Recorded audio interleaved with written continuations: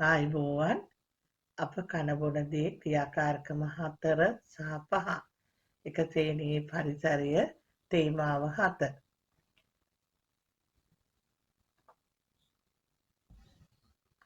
මුඛයේ පිරිසිදු බව පවත්වා ගැනීම ගැනයි කතා කරන්නේ අත පය සෝදාගෙන නරක කෑමක් නොමගෙන හොඳ දෙයක් කෑවෙන සැරසෙන්න පාසලට යන මින කිලුටු රෙදි වැනියම් ඇඳුම් නාදිනු කිසියම් පිරිසිදු නිසි ඇඳුම් අඳින් හැම කල නුඹට නැත්නම් දිගනිය පොතු වැඩුණ ත්‍රිබුණු හොඳ නෑ කප්පනු දත්තල කුණු බැඳුණු පෙනෙයි කැත ලෙස හොඳින් සෝදනු මුඛයේ පිරිසිදු බව පවත්වා ගැනීමට අප උදේට ඊගවට සවසට ඝන ආහාරයක් ගත් විට අපි ආහාර ගත්තට පසු දත් පිරිසිදු කරගත යුතුයි. මේ බුරුසුවෙන් දත් නිවැරදිව පිළිවෙල කරගත්තේ නැත්නම් දත්වලට ලෙඩ රෝග හැදෙනවා. දැන් අපි බුරුසුවට දත් බෙහෙත් ගන්නකොට කඩලයට එක ප්‍රමාණය ගත යුතුයි. පළමුව රූපරාමුවෙන් පේනවා ඔයගොල්ලන්ට රවුමට මේ දත් මැදීම ආරම්භ කරන්නේ. පසුව උඩට යටට. පසුව යටි ඇන්දේ සිට උඩු ඇන්දට මැදීම සිදු කර යුතුයි. ඊගාවට නැවතත් හරහට දත් මැදීම සිදු කළ යුතුයි. ඉන්පසු දිව අයිනෙන් මැදීමට සිදු කළ යුතුයි. මේ විදිහට කළහොත් පිරිසිදු ජලයෙන් පසුව සෝදා මේ ආකාරයට ඔබගේ මුඛයේ ඇති දත් පිරිසිදු කරගත්තොත් අන්තිම රූපයෙන් තියෙන කොටස මෙන් දිලිසෙන හොඳ දිලිසෙන පිරිසිදු දත් පෙළක් ඔබට දක්නට පුළුවන්. මුඛයේ අපිරිසිදු බව නිසා ඇතිවන අහිතකර තත්ත්වයන් ගැනයි මම කියන්න යන්නේ. බලන්න පුතේ දුවේ මේ සෑම එකකින්ම පේන්නේ ඔයගොල්ලන්ට දත්වල දි รา පත් වීම සහ දත්වල රෝග. මේ දත්වල රෝග ඇති වුනහම මුඛයේ වෙනත් රෝග වර්ග හැදෙනවා. ඒ වගේ අපට හොයාගන්නට බැරි දත්වල රෝග කුහර ඇති වෙනවා. ඒ වගේම දත්වලින් ලේ ගලනවා. මෙසේ යනකොට දත්වල අපිරිසිදුතාවය නිසා තොල්වල මේ රෝග අණුව දිය බුබුලු හට ගන්නවා. ඒවා නිසා අපේ දත් තුලින් තොල්වල රෝග හටගෙන තියෙන්නේ. ඊළඟට දත්වල කුහර ඇතිවීම තුළින් සියලු දත් දි รา පත් වීම සිදු වෙනවා. මේ අහිතකර ඔබට රූපරාමුවෙන් පේනවා. අත්පානීය පිරිසිදු බවට පවත්වා ගැනීම ඔබ කළ යුතුයි. ඇත්තෙම මේ කළ යුත්තේ නිතර අත් පිරිසිදු කරන්න ඕනේ. ඒ වගේම නියපොතු කපන්න ඕනේ.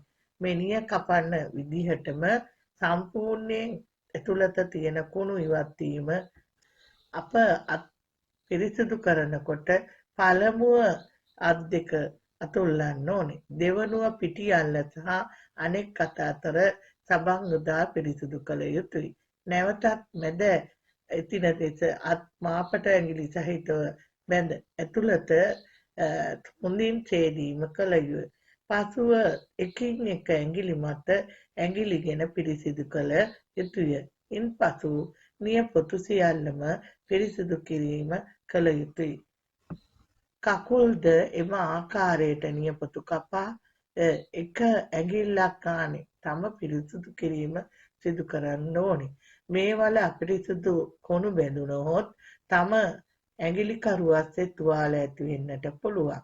නියපොතු වලත් නිය ගොඩාක් දික් කරගෙන සිටියොත් එයින් සිදුවන්නේ අපද්‍රව්‍ය රැඳී ඔබගේ ඇඟිලි කරු සම්පූර්ණයෙන්ම තුවාල වීමට ආහාර ගැනීමේ නරක පුරුදු බලන්න. මේ නරක පුරුදු කියන්නේ කට වටේ ගාගෙන කෑම, ඇඟේ පෙරාගෙන කෑම, ඊගාවට අපිරිසිදු දෑතින් ආහාරගෙන කෑම, අල්ලේ ගෑවෙන ලෙස කෑම, මිශ්‍ර කිරීම, තලු ගැසීම, මුඛයේ ආහාර කා කිරීම, ඊගාවට විසි කරන ආකාරයට ආහාර ගැනීම ආහාර ගැනීම අත් දෙකෙන් යොදා ගැනීම මේ ළමයෙකුට සුදුසු දේවල් නෙමෙයි. ඇඟිලි ලෙව කෑම බඳුන් වල සියලුම එකතු වෙලා කට්ටියම එකට ආහාර ගැනීම මෙවැනි පුරුදු ආහාර ගැනීමේ නරක පුරුදු ඔබට මට කිය හැකි. මේ හැම එකදීම පේනවා කටේ පෙරාගෙන ඊගාවට කෙල හලාගෙන ඊගාවට අර සමූහයක් වශයෙන් ආහාර ගැනීමේ ක්‍රියාවලිය මෙවැනි දේවල් වලදී ආහාර නාස්ති කිරීම මේ නාස්ති කිරීමට පුරුදු වුන නිසා කොණු බක්කි ගණන් පිරිදා ආහාර සම්පූර්ණයෙන්ම කොණු ලොරි වලට පටවගෙන යනවා. ඔබ දැක ඇති අපි යනකොට පාරවල් වල ගඳ කොච්චරද ඒ ඉවත ලබන ආහාර නිසා එයින් දුගඳ හැමීමද සිදු වෙනවා. ආහාර ගැනීමේ හොඳ පුරුදු තමා ගෙදර පවුලේ සියලු දෙනාම තම මේසයකට ඉඳගෙන පිළිවෙලට ඉඳගෙන හැඳි ගෑරුපු සහ තමන් භාවිත කරන ඒවා පිළිවෙලට ඒ වගේම වතුර බඳුන් තමන් බොන බීම එක ඒ වගේ සියලුම දේවල් පිළිවෙලට සිදු කිරීම කළ යුතුය. හොඳ පුරුදු කිරීම තුළින් කවුරු වුණත් ඔබට හොඳ ළමෙක් යන නම කියනවා. මෙහිදී සියලු දෙනාම ලස්සනට ආහාර ගැනීමට පුරුදු පුහුණු වෙන්න ඕනේ.